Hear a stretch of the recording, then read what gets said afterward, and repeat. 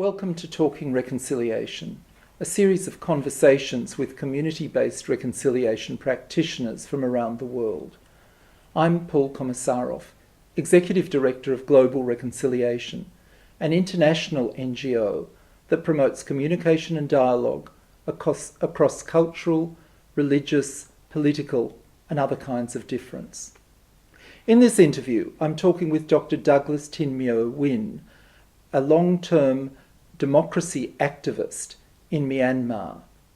Dr. Tin is a surgeon and the chair of the National League for Democracy's Healthcare Committee. He's also the government's chief peace negotiator with ethnic groups around the country. I started by asking Dr. Tin to reflect on his personal experiences over the last few decades. I was graduated in 1975 and joined the government service in 1978 as a surgeon.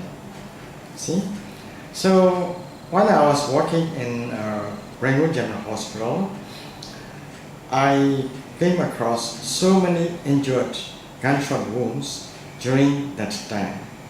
So I decided to join the politics rather than the serving as a surgeon, because I could help only one person, but if I can help more people only by joining this political arena. So I formed one organization, so-called the Supervisory Committee for Students Movement, SCS.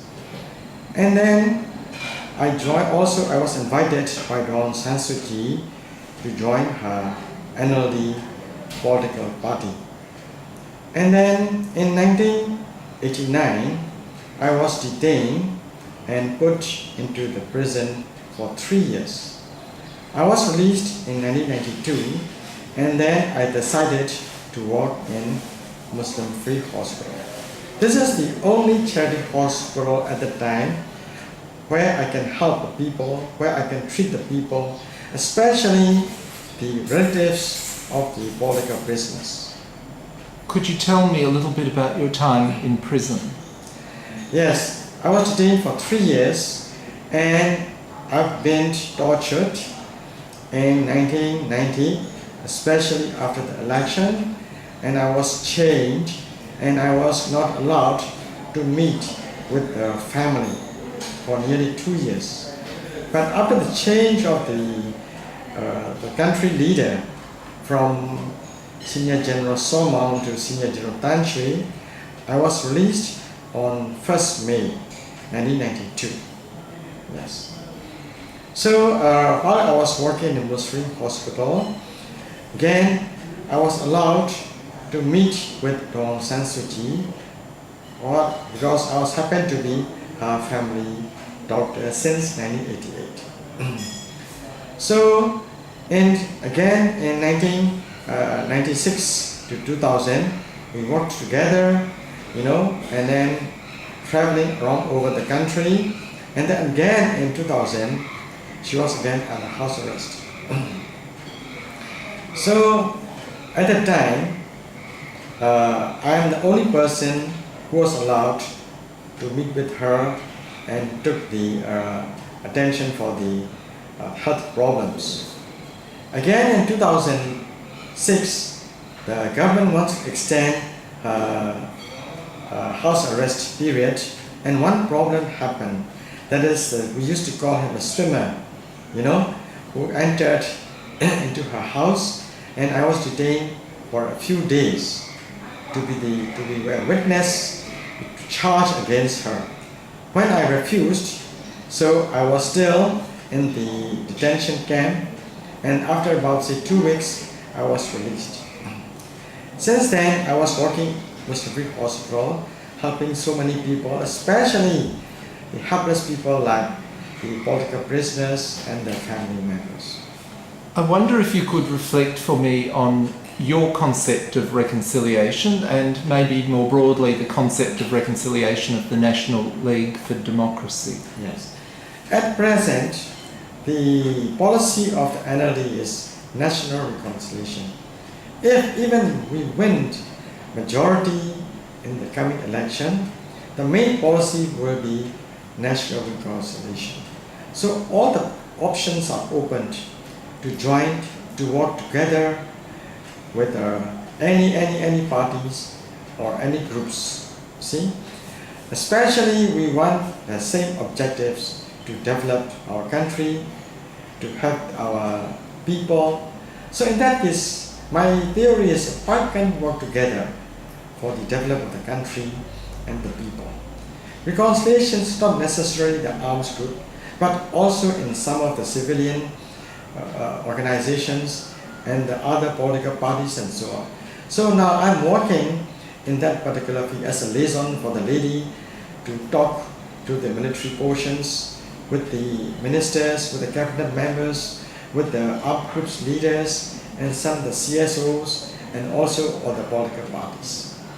So I strongly believe that only this policy, so-called the national reconciliation, can help, can lead our country to some of the prosperous one in the future.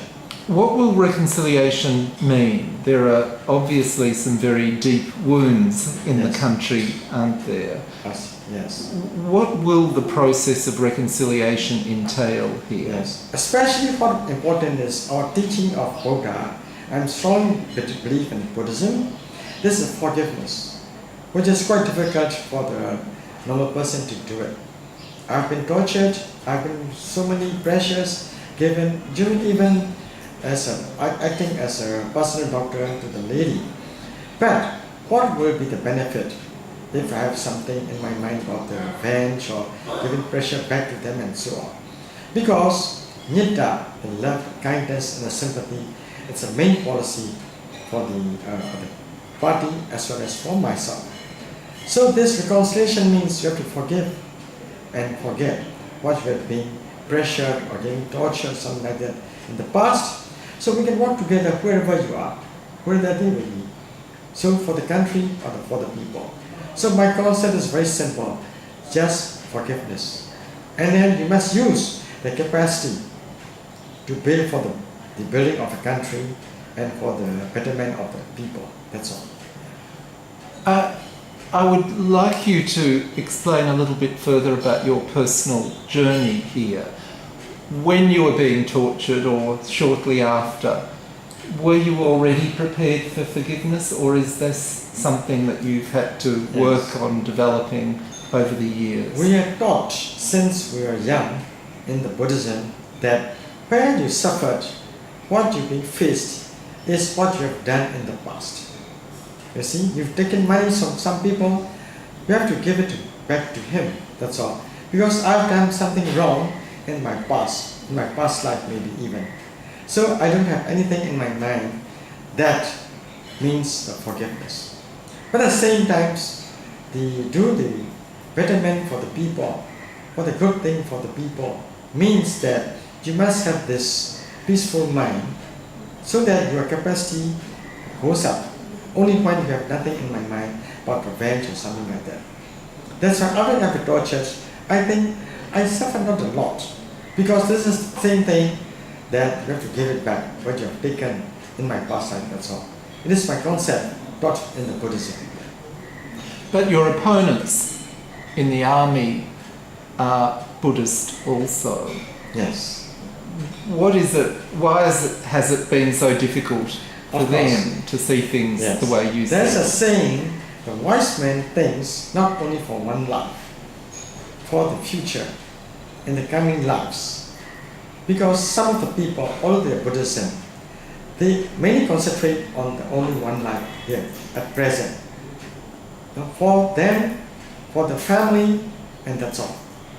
So it is a very bad thing that they think they do concentrate only for the one person, one family, and that's all. But they will give the name of this so-called the betterment of a country or not. But you have to see the result. What's the status of a country? Economic status, human rights status, and everything. We lost everything, education, healthcare. So at present, we are not have to waste our time blaming each other, pointing fingers one another, but we have to work together if they do love the country, the people. So that's why I'm trying very best to have a mutual understanding under the sponsorship of so-called the reconciliation to all the sectors, the ethnics, the parties, the ruling, the parties, and also the military. I wonder if you could comment on the problems with certain ethnic groups or in different regions Yes. within Myanmar, and the approach that you and the NLD have towards overcoming those conflicts. Since independence, 1948, we have this so-called ethnic problems. You see, some are holding the arms, fighting to the military, some are going against, and some are going outside the country to form another opposition group, you see, at the border. So at present, we try to explain to the leaders, it's a time to work together for the country. But one thing important is we need to have a ceasefire. The first step is ceasefire, but we can't do anything so-called the ceasefire. Only thing is negotiation, understanding between the arms group and the military. Only the second step, after drawing all the framework, we can go to another step, so-called the political dialogue, inviting all the important stakeholders, the government, the parliament, the military, the ethnics, opposition parties, and the CSO.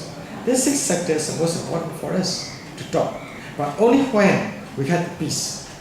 The first step, so-called the ceasefire. So every time when I have a chance to meet with the ethnic arms group leaders, I persuaded that now let's do together working for your people, our people the same. We are living under the same umbrella, one country. So why can't we do work for this development, you see? And fortunately, this is the practice of the Buddhism, that we give yidda, the love, sympathy to the person before we talk. I'm quite successful in practicing like this. You see, at present, I can achieve success of about 60% in persuading the people, the important stakeholders, to go on with this peace process.